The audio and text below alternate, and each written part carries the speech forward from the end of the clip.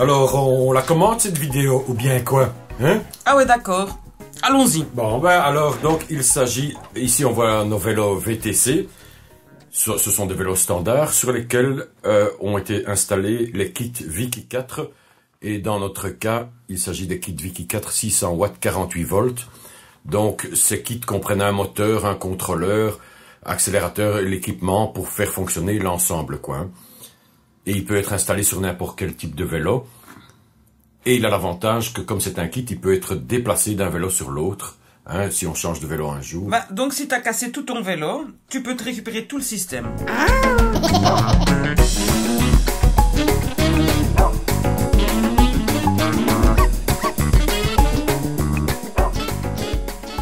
Et question batterie, tu peux pas en dire un peu plus? Bah, en fait, ici, on a choisi une batterie 20 ampères. Donc, il y a des 10 ampères, il y a des 20 ampères. Les 20 ampères ont l'avantage d'avoir une autonomie plus grande. On constate, nous, une autonomie de 80 km. Oh, ça fait déjà pas mal, 180 km. Oui, ça fait déjà des belles balades. Et ça sur du parcours mixte. Hein. Donc, Oui, voilà. collines, terrain plat, etc. En fait, on a demandé que les batteries soient placées sur des platines de fixation. Et ces platines sont en option. Mais on a été bien content de les avoir parce que ça assure une rigidité à la fixation de la batterie. Et du coup, elles sont en plus verrouillables. On peut les fermer à clé. Waouh! C'est super. Et ici en dessous, on voit le contrôleur. Donc, le contrôleur a été placé sous le porte-bagages, entre le porte-bagages et le garde-boue. Et donc, le garde-boue a dû être déplacé un peu vers le bas pour laisser la place au contrôleur. Hein. Donc, si on a un vélo et qu'on voudrait la placer dessus, il faut regarder si c'est possible à faire entre la roue et le porte-bagages. Oui, c'est ça. Toutes ces installations ont été faites par Stéphane Petre de Option Bike. Ça a été fait proprement. Hein. Oui, il a fait du chouette boulot. Optionbike.be, que nous remercions et que nous vous recommandons chaleureusement pour son bon job. Ici, on voit le display. Donc ça, c'est simplement un petit display qui indique le niveau de charge de batterie, mais c'est une indication approximative. Là, on voit qu'elle est chargée à 100%. Voilà, c'est ça. Et quand elle arrive à 25%, il est temps de rentrer à la maison parce que la batterie n'a plus beaucoup de jus pour pousser dans les montées. Ah oui, surtout s'il y a une dernière montée juste avant de rentrer à la maison. Ça. Ah oui. Ou alors, il va falloir pédaler. Ah, et ça, c'est le dispatching, les connecteurs pour... Oui, c'est ça. C'est la connexion pour le display et à gauche, vous voyez la connexion pour l'accélérateur. Pour l'accélérateur. Accélérateur qui permet de doser graduellement l'assistance moteur. Donc nous, on a opté pour l'accélérateur au pouce, mais on peut choisir aussi un accélérateur sur poignée, quoi. Hein.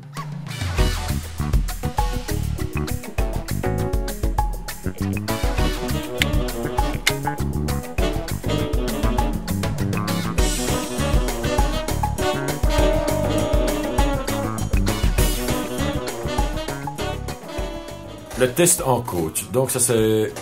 On a choisi une belle côte. Pour commencer, une côte de 25%. On n'en rencontre pas souvent des aussi fortes.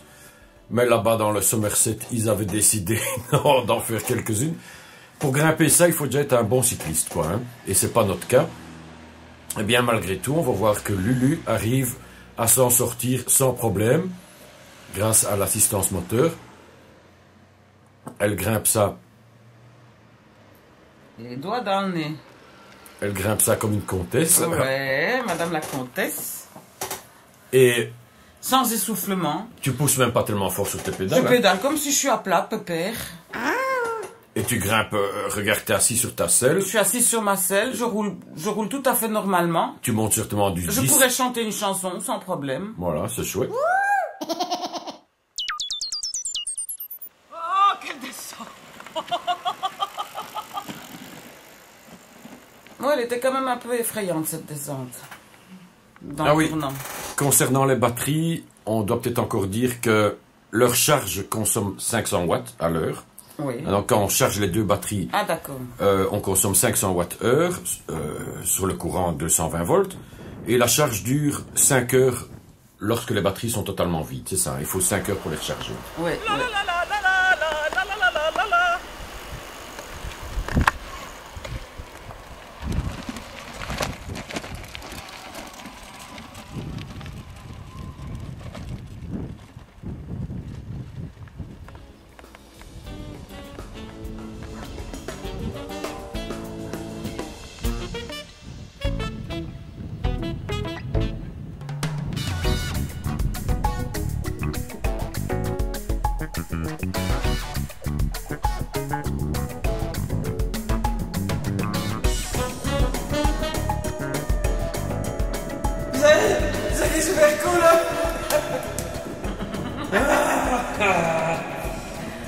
Et voilà, une montée.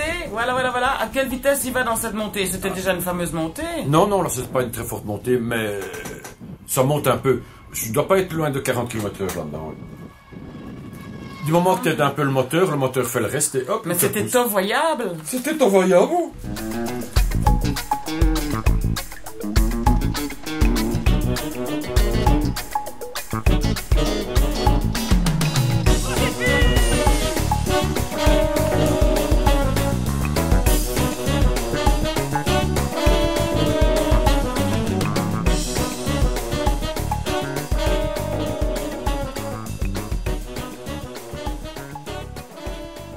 On voit que tu la grimpes quand même vite. Là, t'es peut-être presque à du, je sais pas, 15 km/h, quelque chose comme ça. Oui. Et pourtant, ça grimpe pas mal. Ouais. Sans le moteur, il n'y a pas de doute, ça serait à pied cette montée. Hein. Ah, ça, il n'y a pas de doute. Et c'est ça l'avantage de ces vélos. Tu peux aller faire une promenade sans prendre en compte les côtes qui t'attendent dans le chemin. Ah oui, c'est ça. Tu as l'envie d'aller de là à là, eh bien, tu vas de là à là sans te poser de questions. Ouais. Les côtes sont plus un obstacle pour la balade. Quoi. Ah, ici, test. On a mis un petit compteur kilométrique. Ouais. Et le démarrage est boiteux. Hein. Donc évidemment, c'est très intelligent de filmer en même temps qu'on roule à vélo. Enfin bon, c'est juste pour voir que ce moteur vous envoie à des vitesses de dingue.